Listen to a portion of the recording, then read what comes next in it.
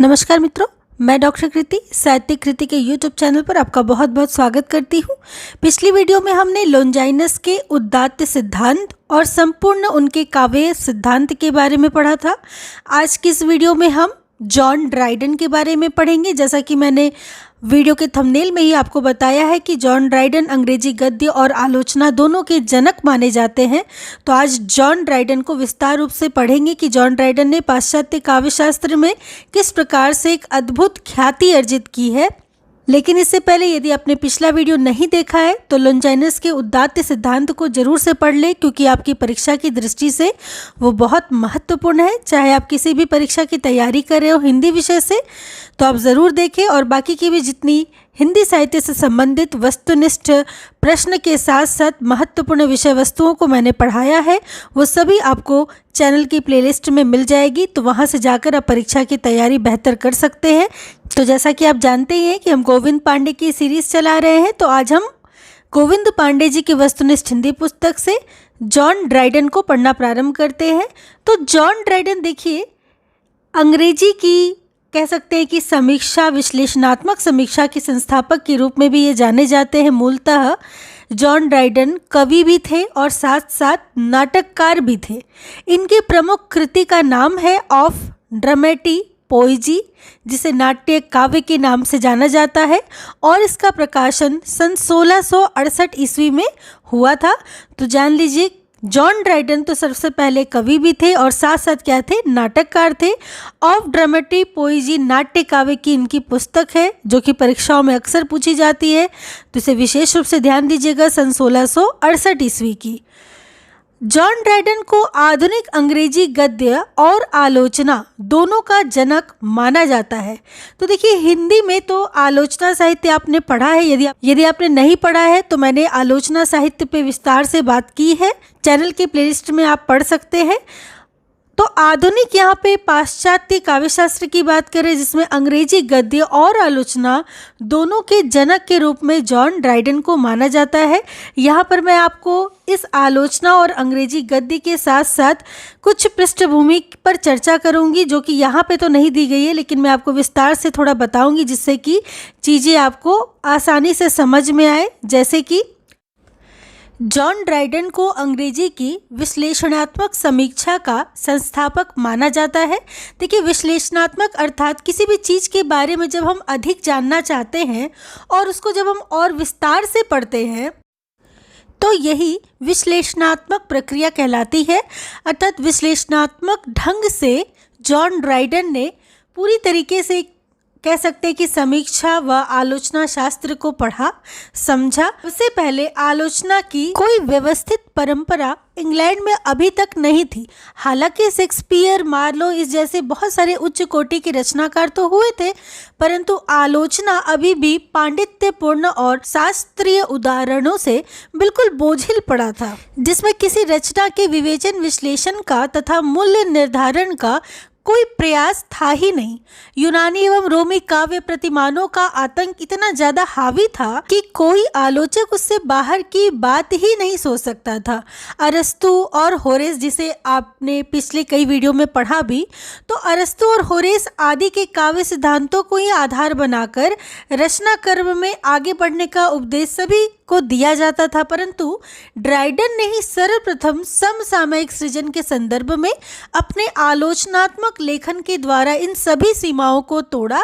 इसलिए इन्हें आधुनिक अंग्रेजी गद्य तथा आलोचना दोनों का जनक भी माना जाता है। तो आप देख सकते हैं, क्योंकि अरस्तु, प्लेटो ये सब पहले के आचार्य थे जिन्होंने अपने अपने काव्य सिद्धांत को स्थापित किया था, और इन्हीं के आधार पर बाकी के जितने भी रचनाकार थे वो इसी रास्ते पर चलते थे। इसके अलावा आलोचक को सोचते तक नहीं थे। एक तरीके से ये रचना के मान लीजिए कि सिद्धांत ही सिद्ध हो गए थे।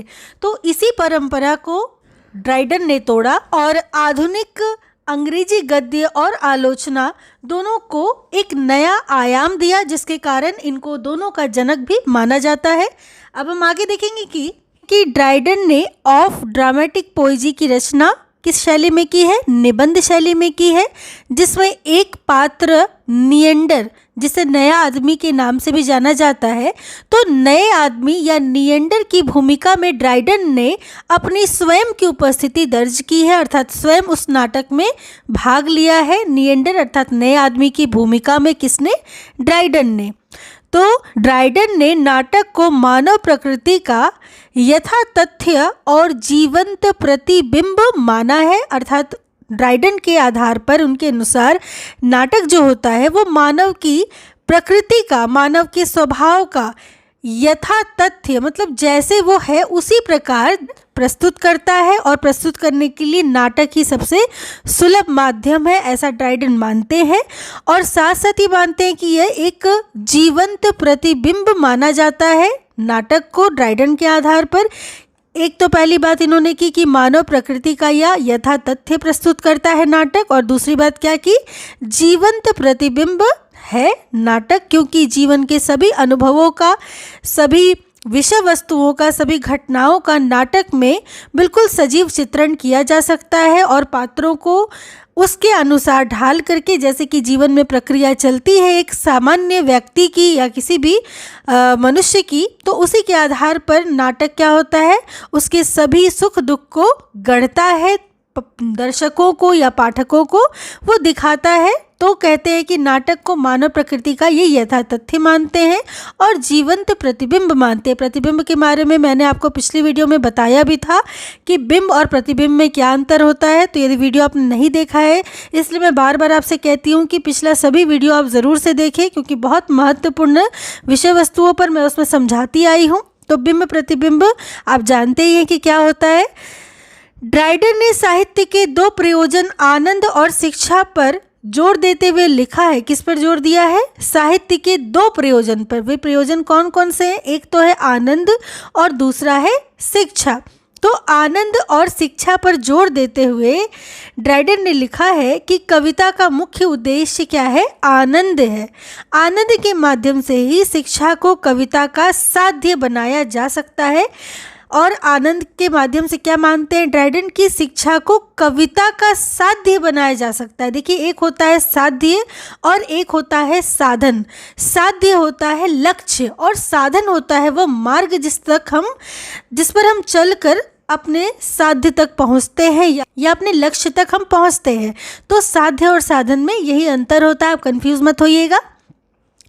तो ड्राइडन मानते हैं कि आनंद के माध्यम से ही, आनंद ही वह माध्यम है जो शिक्षा को कविता का साध्य बनाया जा सकता है। अर्थात शिक्षा क्या है?